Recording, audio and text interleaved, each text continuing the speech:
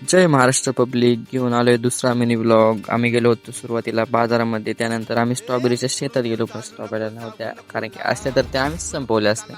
विहिरी बघून मला जरा भीती वाटली. भाऊ किती फोन बोलताय म्हणजे. त्यानंतर आम्ही लग्नात गेलो होतो कोणाच्या तरी, पण ते लग्न कोणाचं आहे ते मला पण माहिती नव्हतं. आपलं काम फक्त अक्षदा टाकायचं होतं, ते मी केलं कारण की मला तेवढंच येतं. त्यानंतर आम्ही परत घराच्या दिशेने बोललो.